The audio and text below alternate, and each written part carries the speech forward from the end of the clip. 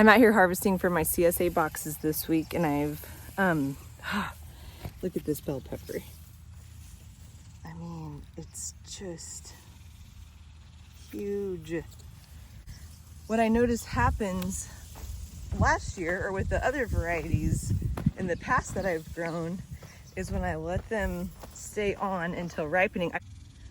See, I mean, I'll eat these obviously, but like for the stuff I put in my CSA boxes, I want it to not have like a lot of damage. I'm debating. I think I'm gonna leave those big guys on another few days just to see how they do, but I totally forgot that that happened frequently. I may just start harvesting those when they're green because they're so perfect when they're green. Perfect size for stuffing. Okay, I'm gonna leave them on for now. Okay, let's move to shishitos.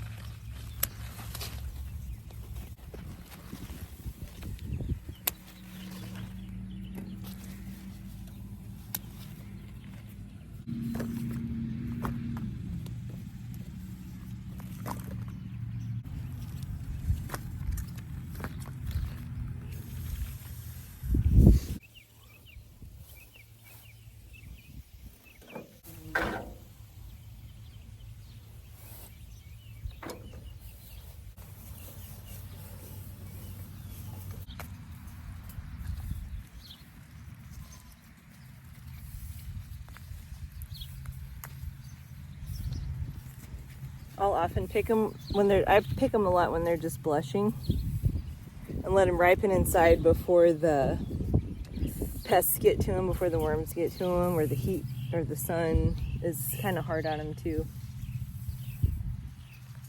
They'll fully ripen. I mean, if they've started to even blush to this point, they will fully ripen inside, even just barely blushing like that. They'll fully ripen. I just get those like short flats from the liquor store and line them in that and kind of turn them every couple days, and they just fully ripen that way.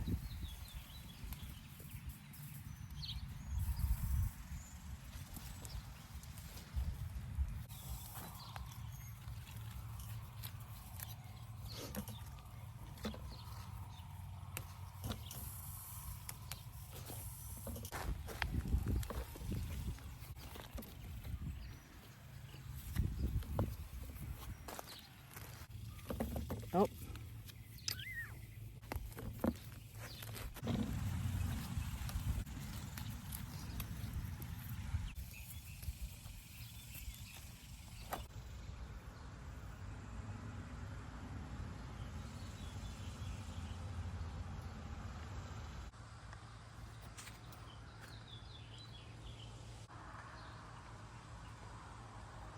Here's some. I feel like they need to get a little longer. These need to get a little longer. This seems to be like the perfect thickness, I guess, for them to be crispy. These noodle beans are, I just ate them for the first time yesterday. I just snapped them into smaller sections and threw them in with all the veggies I was sauteing together, and they were delicious. So good. I'm very excited about these this year because it's a lot faster to pick like a bigger volume of these than bush beans or like the smaller beans. So when you're a solo farmer, like that's important. I'm always looking for ways to do it more efficiently, and growing like larger beans is a good way to do that, to be able to still offer beans. Yeah, these noodle beans are exciting. I have red, I just saw my first red ones up here. No cucumbers yet though that I've seen. So many flowers, but no cukes yet. All right, I thought I saw some okra when I was out here the other day, and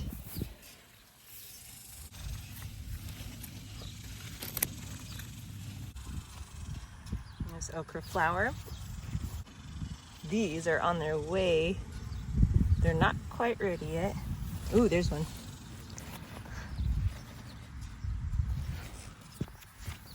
You basically have to use scissors. I've never figured out a way to pick them without scissors, without damaging the plant. They can be really hard to see. There's a lot of ants in there, so that's definitely a sign that there's some aphids happening. Ants are a good indicator of aphids. Ants are aphid farmers, and it sounds really gross, but they like milk aphids or something like that. It's kind of creepy, but it's also kind of amazing. I don't worry too much about aphids in my okra. I've had like really bad aphids on okra in the past, and I just let one of my plants become like the sacrificial okra plant, and it was just really covered, and they just seemed to stay on that one. But okra plants get so big that they're pretty resilient. These two okras I picked, like, they're pretty, yeah, they're pretty hard. Some people will just like scoop the seeds out when they're a little past their prime like this, and scoop the seeds out and put it, like throw it in a salad or something. Some people will dry them out and paint them into like Christmas ornaments. There's lots of things you can do with okra that's past its prime. But now that I've seen a couple and I'm seeing all these flowers, I'll be checking my plants pretty much daily now. Once you start seeing okra, it's crazy. It becomes very abundant. See those guys? Hey, sometimes I'll just pop off whatever they're all over and just go throw it far away. Just try and mess with them, you know? That's what I like to do. Just try and mess up their life cycle a little bit, you know? Seems to help. So about half of my CSA members like spicy stuff. Oop, there's a Scotch bonnet that's coming along. Ooh, there's a couple more. Oops, I don't know if you can see them in that lighting. There's one. Scotch bonnet, they're green right now. That's exciting. Oh, there's another one. Ooh, nice. Okay, that's good. So yeah, about half of my CSA members like hot peppers. So I harvest enough to give them just a little variety each week. It's kind of fun to throw chopped up hot peppers in lots of different things if you like spicy.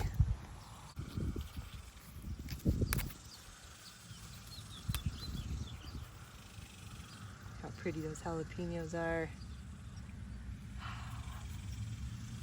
They don't look like that at the store when they've come all the way from another country.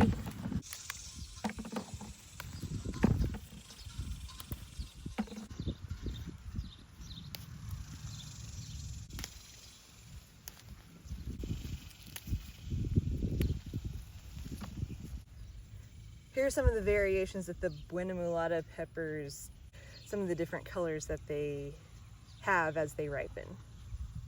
I've been thinking about the bell pepper thing while I've been harvesting, and I just decided I'm gonna get a lot more food off of those plants if I harvest them when they're green, because it takes so long for them to turn all the way red. So I am gonna leave some on the plant, and then I am actually gonna pull a lot of them, because I will just be able to grow a lot more food if I'm harvesting them more quickly. Just wanted to update you on the pepper situation, the bell pepper situation.